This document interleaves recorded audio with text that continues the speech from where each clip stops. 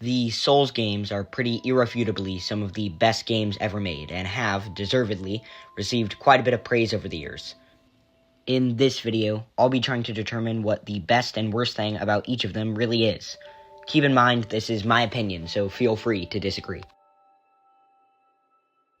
I suppose that we will go in chronological order, starting with Demon's Souls. I would like to make note of the fact that I will be talking about the original and the remake separately, as I do not consider them to be the same game. I would say that the best thing about Demon's Souls is the atmosphere and the foundation it laid for future FromSoft titles. Without Demon's Souls, the rest of the games wouldn't exist, at least not in the way they do today, and many elements of the Demon's Souls experience can be seen in modern Souls games as well. The level design, the boss fights, and the world design, to name a few. And said world design is amazing. A younger, less established From Software was willing to experiment and go all in on the atmosphere of this game, and it really shows in the architecture of the areas and the designs of bosses and armor. The worst thing about the first game in the franchise is all the clunky, unneeded systems and experimental mechanics that didn't work out.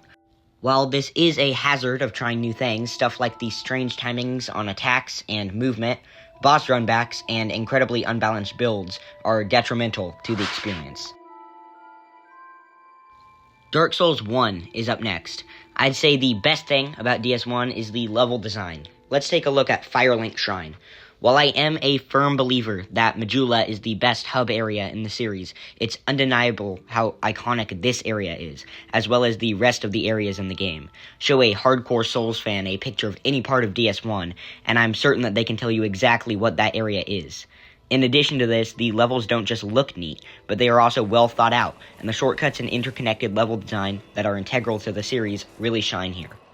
The worst thing about DS1, however, at least for me, is the severe drop-off in the second half of the game when it comes to basically everything. While some bosses and areas are still consistently good, it feels like the second half was almost rushed out, or at least didn't have enough time and effort put into it.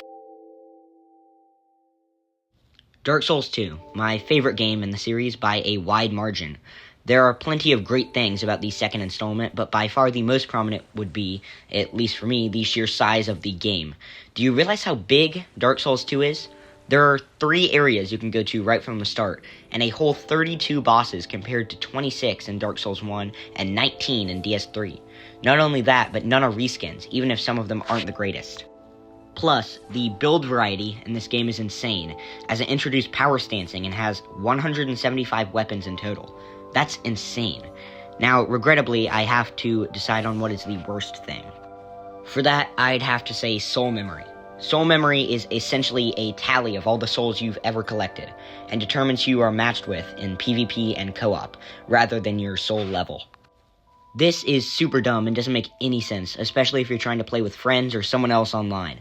Also, at 1 million soul memory, the door to the castle, the final area of the game, just opens. I'm not even mad about this, just really confused. Alright, next up is Bloodborne, a fan favorite.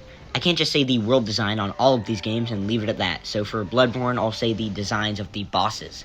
Stuff like Cleric Beast and Orphan of Kos is genius, and I would say that when it comes to bosses, at least visually, Bloodborne solos the other games. As an honorable mention, I'd like to include the faster speed of Bloodborne with backstep dodges and quicker healing. It's a nice change of pace, and I appreciate it not just being reskinned Dark Souls. The worst thing is definitely the need to farm for blood vials. I'm not particularly good, so having to do this whenever I was really struggling on a boss started to get annoying. On to Dark Souls 3. I'll admit it, DS3 is my least favorite game in the series, but it does have some redeemable qualities. The boss fights in DS3 are great. The lighting, music, designs, and most importantly, movesets are top quality, at least most of the time. But I think that a lot of this also comes from the much smoother and overall better combat found in Dark Souls 3, which would go on to be integral in the design of Elden Ring in the future. It's faster, more fluid, and much more fun, which I can appreciate. Now, finally, an opportunity to talk about what I dislike in this game, and boy, is there a lot. First off, the level design. If the rest of the games are a maze, this one is a straight path with 200 feet tall metal walls on either side and 2 tour guides to hold each of your hands as you walk down it. It feels like there is a severe lack of shortcuts, interconnectivity, and everything else that makes the Souls games unique. In addition, it's incredibly boring to replay because you are limited to a total of like 3 builds. Sekiro, the other game in the series besides Bloodborne that deviates more on the formula.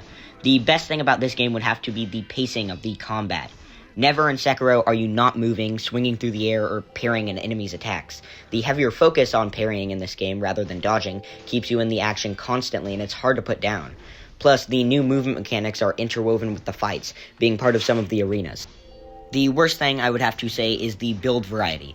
Even more so than DS3, you are railroaded onto one path.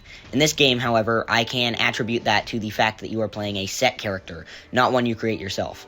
All in all, it's not that bad, but I can't just say Sekiro is perfect.